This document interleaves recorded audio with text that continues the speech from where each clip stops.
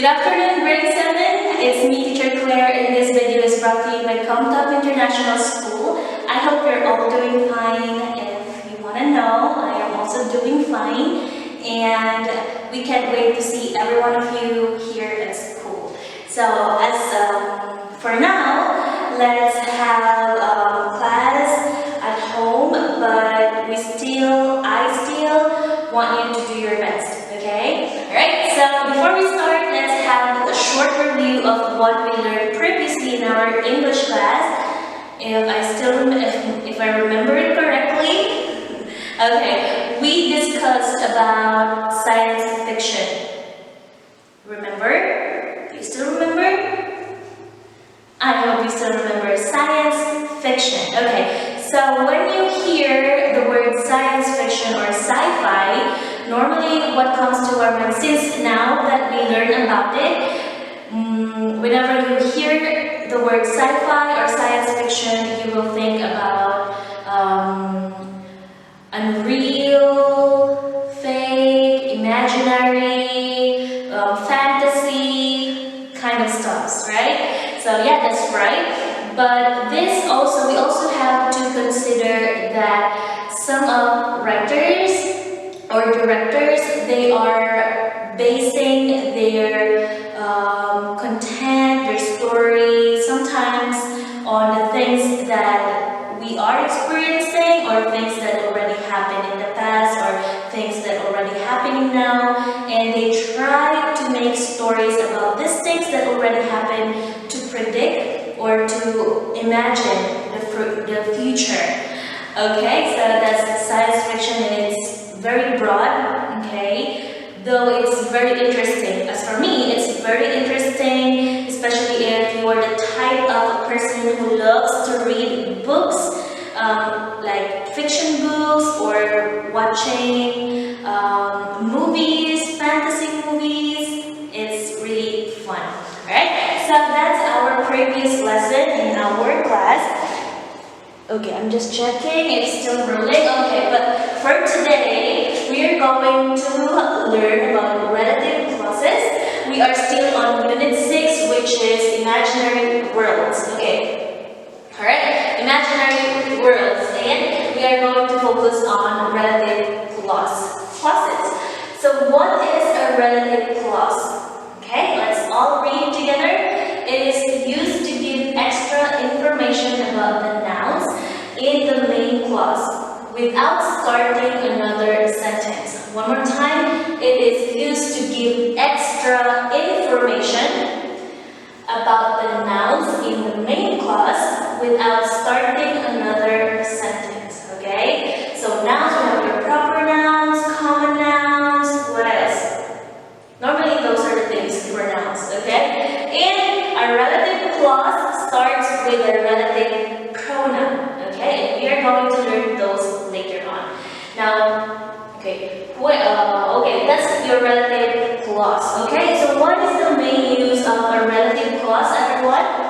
Again, it is used to give extra information about the nouns, okay?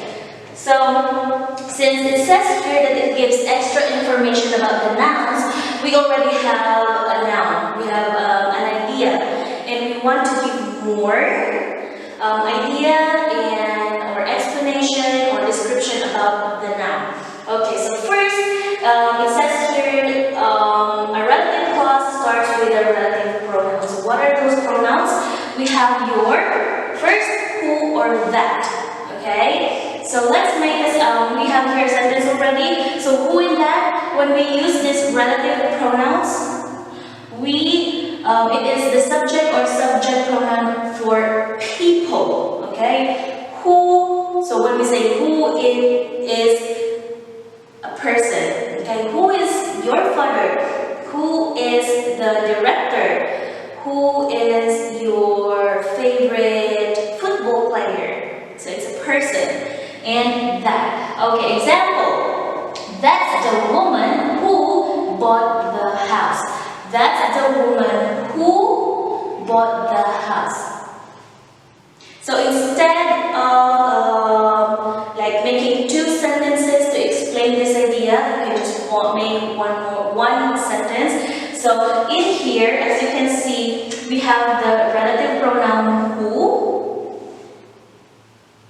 Okay, who are we talking about? Who is referring to the woman, okay? That's the woman who. So that woman, he or she bought the house, okay? So this is the relative pronoun. And a relative, it says here, a relative clause starts with a relative pronoun. So this is the relative pronoun, and this is your relative clause. Okay? Okay? Alright? So easy, right? Again, you also have to remember that it is used to give extra information about the noun in the main clause without starting another sentence. And it starts with a relative pronoun. So this is your relative clause, this is the relative pronoun. So how will you know if, let's say if I give you an activity, please underline the relative clause. So you would know because you just have to find these relative pronouns. Alright, let's move on. Which and that. Okay? Which and that. So it can be a person, it can be for things. Okay? Okay. Alright, so subject or object, that's why subject or object, pronoun for animal or things. For animal or things. Which one do you like? Apple or orange? Which do you prefer? Popcorn or chicken? Okay, so it says here pronoun for animal and things. So example, the horse which Mary was riding is very friendly. Okay, the horse which Mary was riding is very friendly. So which is talking about the horse, which is the subject. Okay, the horse which Mary was riding is very friendly. So if this is your relative pronoun, then this will be your relative clause. Okay?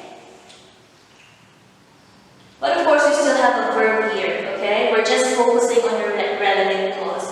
Okay, next, number 3. Let me check if we're still...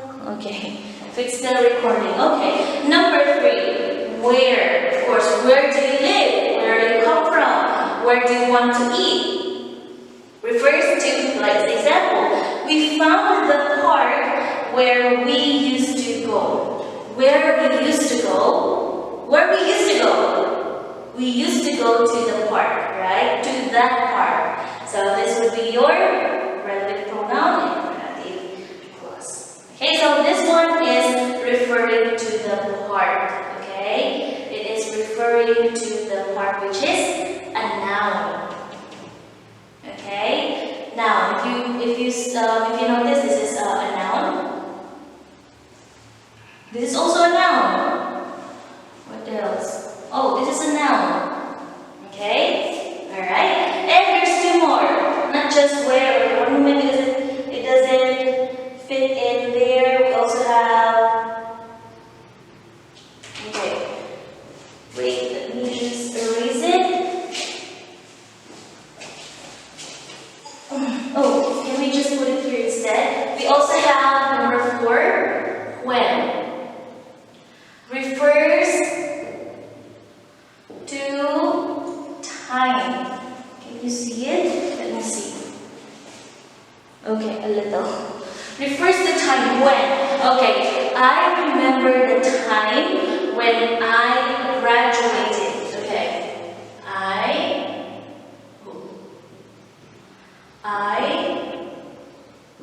I remember the time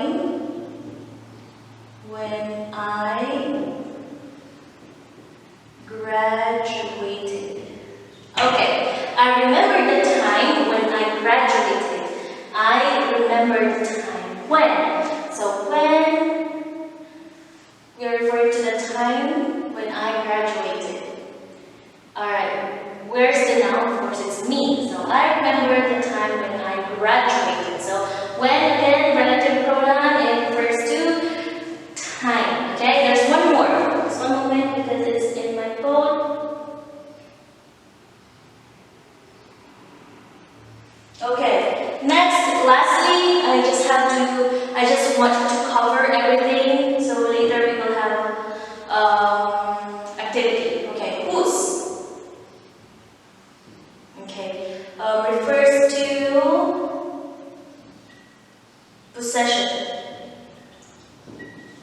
of things and people, animals, and things. People, animals, and things. Okay, I'll give you an example. Possession. When you say possession, it is like you saying that this is mine. That's hers. That's his. Someone owns it. Okay, possession. Okay. For example.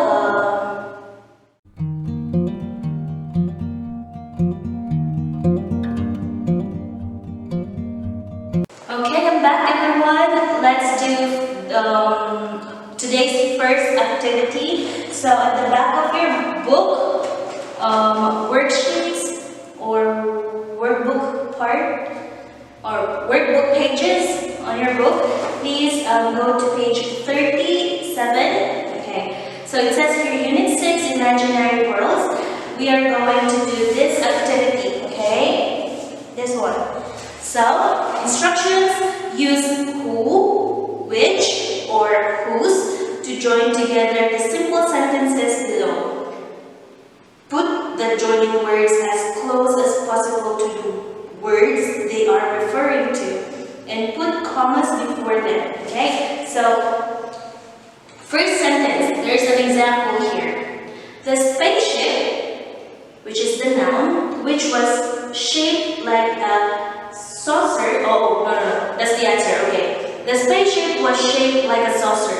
It gave out a flickering greenish light. So if you notice, there are two sentences. Okay. Originally, there are two sentences. First sentence, the spaceship was shaped like a saucer.